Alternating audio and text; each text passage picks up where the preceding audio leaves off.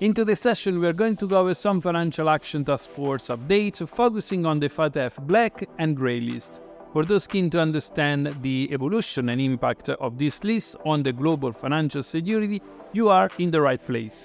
We will talk today about the differences between the grey and black list, the actions taken by the UAE to be removed in 2024 from the grey list, how FATF lists impact the global economy, and much more. So, without further ado, let's jump right into today's video.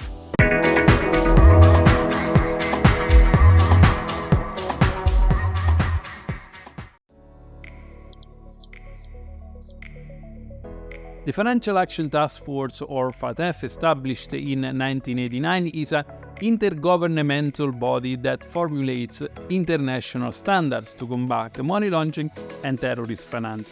Over the years, FATF has evolved, adding new recommendations and lists to effectively monitor and mitigate global financial crimes. So today, we focus on one of the key elements of the Financial Action Task Force updates, the FATF Black and Grey list. Let's start with the FATF Grey list. It's a list of countries with strategic deficiencies in the anti-money laundering and counter-terrorist financing framework. However, these countries have committed to resolving these issues within an agreed timeline. The Grey list essentially serves as a warning, encouraging those countries to enhance their AML and CFT measures. Initially, the FATF Grey list included only a small number of countries, but as global financial crime complexities grew, so did the list, reflecting the FATF's proactive stance in identifying and addressing risks.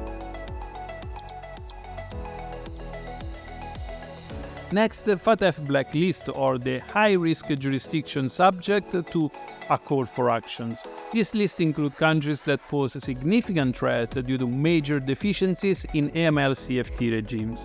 These countries are often non-cooperative in the global fight against money laundering and terrorist financing, and initially focusing on non-cooperative countries, this list has become a tool for global financial governance, underlining the FATF's role in maintaining international financial stability.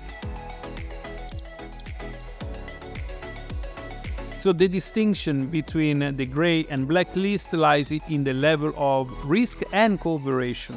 The grey list includes countries working to resolve their AML-CTF shortcomings, while the black list comprises countries posing significant threats and showing insufficient progress in their AML-CTF frameworks.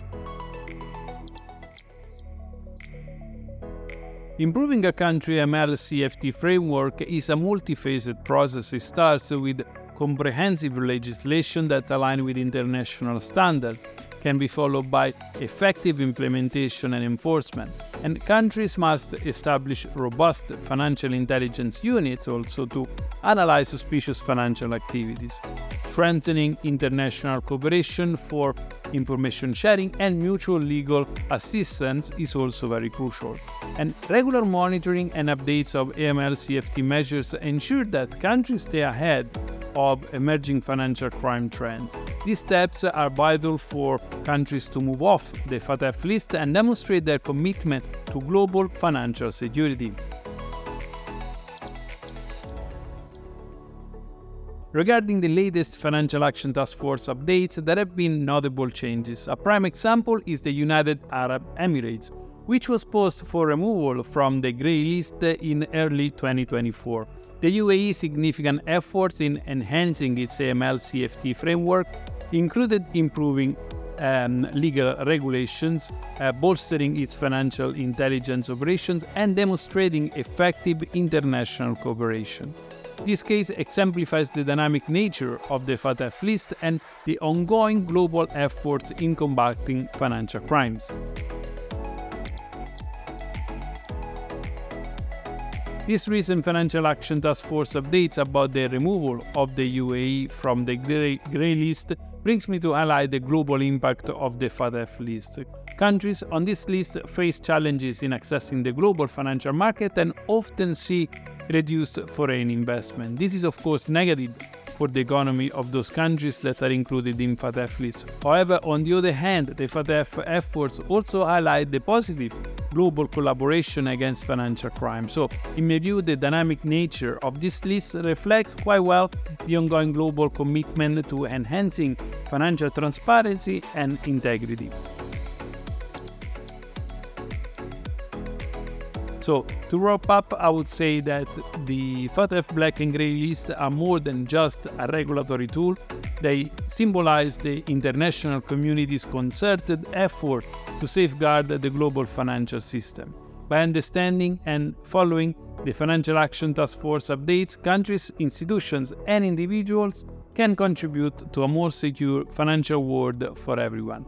And with that, we are at the end of today's video covering Financial Action Task Force updates. If you learned something new, don't forget to like, share, and subscribe to watch more of my regulatory compliance and financial crime videos. If you want to support my FinCrime Agent project, my Patreon link is in the video description, or just press the Super Thanks button directly on this YouTube video. So, that's all for now. Thanks for watching, and until next time, see you soon.